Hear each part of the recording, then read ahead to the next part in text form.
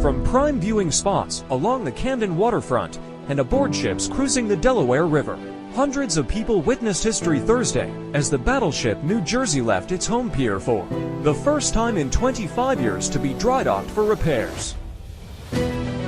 For many veterans who served on the vessel, which holds the distinction of being the most decorated in U.S. Navy history, that moment may be the last time they will ever see the massive ship move. At 12:10 p.m. sharp, saluting guns boomed through the air as the USS New Jersey started its departure from the Camden. Docking with the help of tugboats, it headed south toward Paulsboro for a 4-hour trip to begin a maintenance project. It is scheduled to move again to Philadelphia next week for the remainder of the repairs. The story of the battleship is also a uniquely New Jersey one. Ultimately, she's just another in the long line of truly great Jersey girls. She's not scared to strut her stuff. She's not taking nothing from nobody.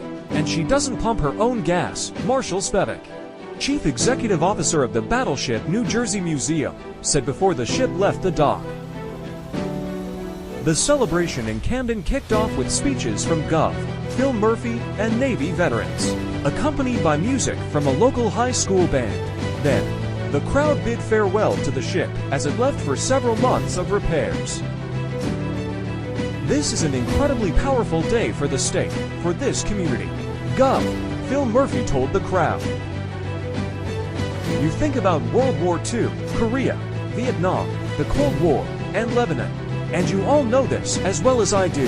There's no battleship in the history of our nation that comes close to the legacy created and lived by the USS New Jersey, Murphy said.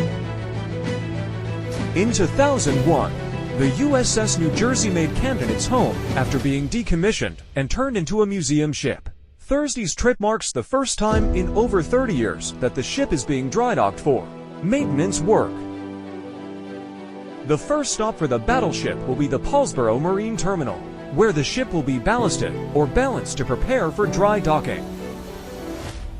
On Wednesday, the vessel will travel to the Philadelphia Navy Yard for the next part of the maintenance project. That is the same Navy Yard where it was originally built and launched in 1942, just 1 year after the attack on Pearl Harbor.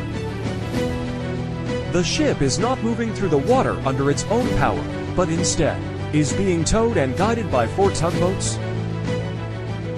During the towing, the battleship's engines will not be on because when the ship was decommissioned for the final time, the Navy covered its engines with preservative grease in case they need to be reactivated for service again, according to museum curator Ryan Szymanski. And although the force pulling the vessel through the waterfront is enough to spin the propellers, the Navy has also welded brackets in place to keep the propellers stationary and prevent any damage to the ship during the move, officials said. The repair work on the Battleship New Jersey is overdue. Decommissioned museum ships are required by Navy regulations and guidance to undergo dry docking every 20 years, officials said. At the Naval Shipyard, the USS New Jersey will undergo for major preservation and maintenance projects, including hull repainting, anti-corrosion system maintenance, through-hull opening inspections, and aluminum anode replacements. Before it was moved to Camden, the Navy battleship served for 5 decades in World War II, Korea, Vietnam, Lebanon, and the Persian Gulf Wars. While it's dry docked in Philadelphia, tickets can be purchased for walking tours underneath the ship on Saturdays and Sundays from April through May. The entire maintenance project should take about 2 months, according to officials, once complete. The ship will return home to its dock in Camden, where it will once again serve as a museum. Thank you for relying on us to provide the local news you can trust. Please consider supporting NJ.com with a voluntary subscription.